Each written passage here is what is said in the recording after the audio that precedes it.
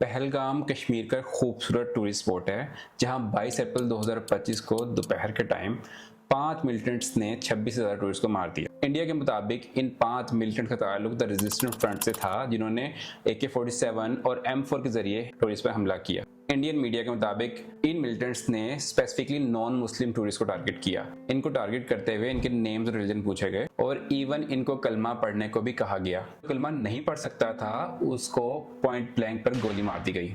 ये अटैक तकरीबन 25 से 30 मिनट तक चला।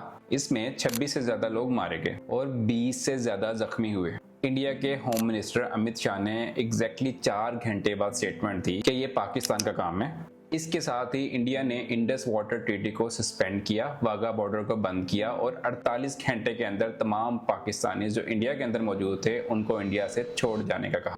लेकिन सवाल तो यह है, इतनी जल्दी पाकिस्तान पर इल्जाम क्यों लगाया गया और इंडस वाटर ट्रीटी का इससे लेना देना क्या है? इंडस वाटर ट्रीटी 1960 में वर्ल्ड बैंक की मदद से पाकिस्तान और इंडिया के दरमियान साइन हुई थी। इस ट्रीटी ने इंडस रिवर को 2 पार्ट्स में तकसीम किया। वेस्टर्न रिवर जिसमें इंडस, झेलम और चिनाब आते हैं, इनको पाकिस्तान को दिया गया और ईस्टर्न रिवर रावी, ब्यास, सतलुज को इंडिया को दिया गया। पाकिस्तान अपने 80% पानी के लिए वेस्टर्न रिवर्स पर डिपेंड करता है जो कि एग्रीकल्चर और हाइड्रो पावर के लिए बहुत जरूरी है। लेकिन 23 अप्रैल 2025 को इंडिया ने पहलगाम अटैक के फौरन बाद ही इस ट्रीटी को सस्पेंड कर दिया। देखें, क्लियरली एक पॉलिटिकल मूव लगता है। इंडिया इससे पहले भी कई बार ऐसी धमकियां दे चुका है और इस तरह के हथकंडे आजमा चुका है। एक्सपर्ट्स के मुताबिक इंडिया इस ट्रीटी को यूनिलेटरली सस्पेंड नहीं कर सकता क्योंकि ये इंटरनेशनल लॉ की वायलेशन है। इंडस वाटर ट्रीटी को सस्पेंड करने को एक्ट ऑफ वार के मुतबादिल करार दिया जा रहा है। पहलगाम अटैक को 2008 के मुंबई अटैक के बाद से सबसे खतरनाक अटैक कहा जा रहा है क्योंकि इसमें 26 से ज्यादा टूरिस्ट की जान जा चुकी है। कुछ ऐसे सवाल जो हर इंडियन को अपनी हुकूमत से जरूर करने चाहिए। कश्मीर में 7 लाख से ज्यादा फौजी हैं।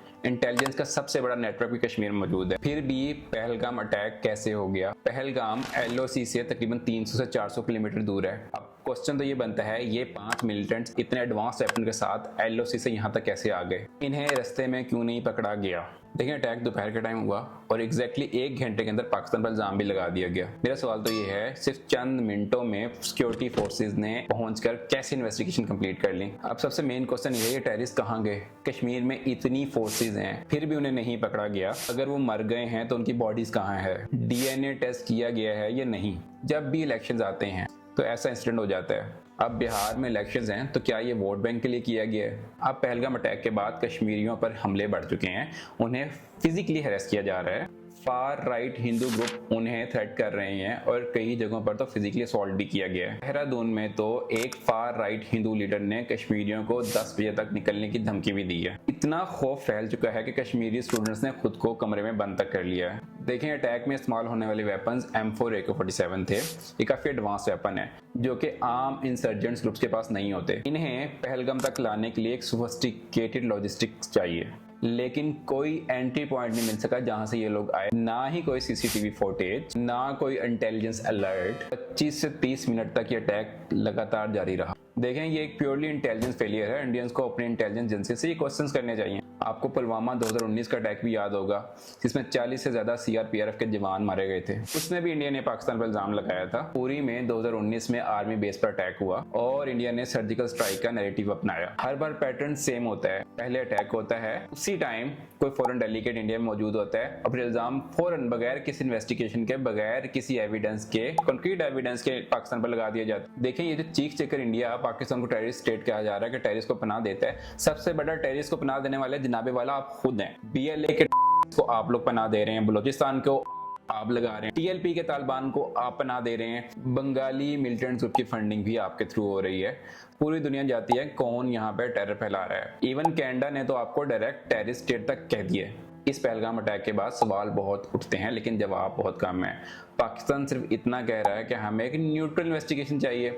आप क्लियर फैक्ट्स लेकर आए, इल्जाम मत लगाएं। ये पॉलिटिकल टेंशन और इस तरह की टेंशन बढ़ाने से फायदा नहीं होगा। अगर इंडिया अटैक की जरूरत करता है तो पाकिस्तान के पास जवाब देने के लिए काफी ऑप्शंस हैं। याद करें 2019 का वो अभिनंदन वाला इंसिडेंट जहां पाकिस्तान ने एक इंडियन पायलट को कैप्चर किया था, लेकिन फिर उस पायलट को वापस भेज दिया गया और ये बताया गया कि पाकिस्तान एक अमन पसंद मुल्क है। देखें, एक एजुकेटेड इंडियन पाकिस्तानी इस बात को तस्लीम करते हैं कि वॉर कभी भी एक वाइज अप्रोच नहीं होती और ना ही किसी प्रॉब्लम का सलूशन होती है, खास तौर पर जब दोनों मुल्कों के पास न्यूक्लियर वेपन्स हों। इसीलिए डिप्लोमेटिक चैनल्स को यूज करना ही अक्लमंदी है। लेकिन अगर किसी का खून फिर भी जोश मारता है तो प्लीज वेलकम, हम चाय बहुत अच्छी बनाते हैं। Thank you.